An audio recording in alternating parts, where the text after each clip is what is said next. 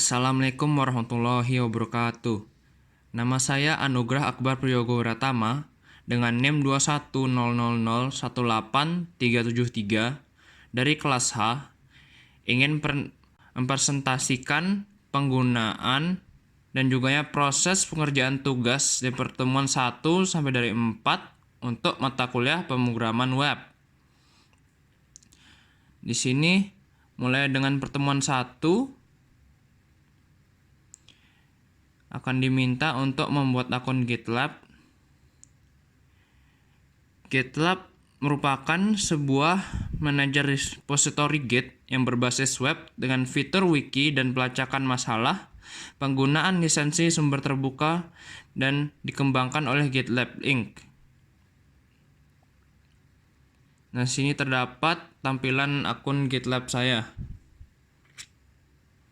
Selanjutnya, untuk pertemuan 2, saya menggunakan Visual Studio Code sebagai aplikasi editor yang akan saya gunakan. Visual Studio Code adalah perangkat lunak yang menyunting kode sumber buatan Microsoft yang digunakan untuk Linux, macOS, dan Windows.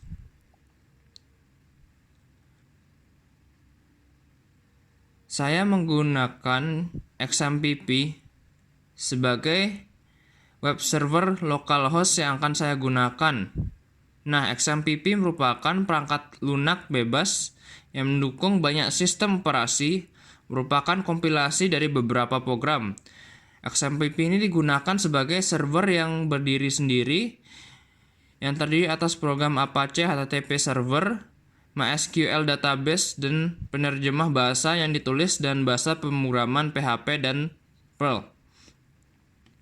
Di sini, GitLab saya gunakan sebagai repository, tempat pengumpulan project-project saya, dan juga sebagai lokasi untuk melakukan kolaborasi project dengan programmer-programmer lain. Di sini terdapat yang namanya Get Client, bisa digunakan untuk mengamati versi dari source code program yang saya gunakan dengan memberi tanda. Setiap terdapat perubahan, terdapat tanda di baris-baris tersebut, dan saya bisa melihat untuk ditambah atau diganti. Sekarang di pertemuan 3, mempelajari tentang programming language bernama bahasa HTML. HTML merupakan bahasa markup standar untuk dokumen yang dirancang untuk ditampilkan di perambahan internet. Dapat dilihat di sebelah kiri ada tampilan snippet kode untuk HTML yang merupakan sintaks untuk standar HTML. Terdapat juga di bagian coding tersebut, snippetnya ada bagian pembuka penutup untuk tag HTML, buka tutup untuk tag head, dan juga body dan lain-lainnya. Sekarang saya akan bahas beberapa tag yang terdapat di dalam HTML, yaitu ada tag paragraf. Tag paragraf digunakan untuk membuat sebuah paragraf di dalam HTML.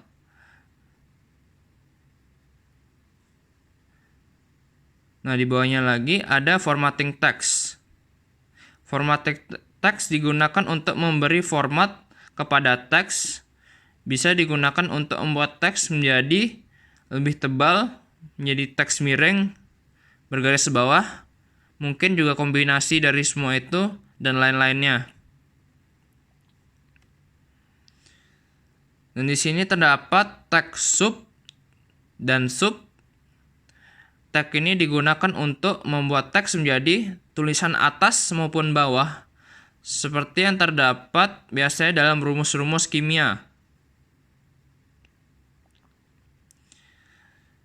Nah, sini ada tag yang namanya line break. Tag ini digunakan untuk memberikan line baru pada suatu teks atau tampilan yang telah kita buat di dalam codingan HTML tersebut. Dan selanjutnya ini ada tag font. Tag font berfungsi untuk menentukan font, ukuran, atau warna teks yang kita gunakan di dalam codingan HTML kita tersebut. Kita bisa mengubah warnanya dengan warna apapun, misalkan menjadi merah dan biru, mengubah font family-nya menjadi Verdana, atau di bawahnya lagi Courier New, dan juga mengubah font size-nya. Nah, selanjutnya terdapat tag IMG dan tag A.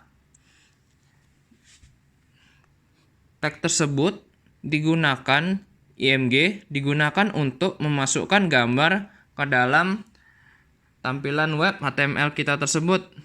Dan tag A digunakan untuk memasukkan link-link di dalam codingan HTML kita. Link tersebut yang kita masukkan dalam HTML kita dapat membawa kita ke website lain, membawa kita ke bagian tertentu dalam website kita sendiri, dan juga digunakan untuk langsung mengirim email ke email pribadi sesuai dengan source yang dimasukkan. Dan di sini terdapat tag table. Tag tersebut digunakan untuk membuat sebuah table di dalam codingan HTML kita tersebut. Di dalam tag table terdapat tag-tag lainnya atau elemen seperti tag tr, tag th, tag td, dan lain-lainnya. Setiap tag tersebut mempunyai fungsi atau deskripsi buat penggunaannya masing-masing. Sekarang kita masuk ke pertemuan 4. Di pertemuan 4 ini kita mempelajari tentang tag form. Tag form dapat digunakan untuk meminta input dari user. Tagnya dapat mengandung beberapa elemen. Salah satunya saya sebut secara langsung ada input, text area, button, select, option, op group, field set, label, output.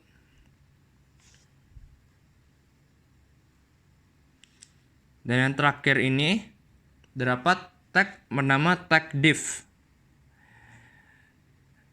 Tag div merupakan sebuah elemen yang digunakan untuk mendefinisikan bagian dari dokumen, sehingga dokumen tersebut dapat diidentifikasikan dengan kualifikasi unik yang kita sudah tentukan.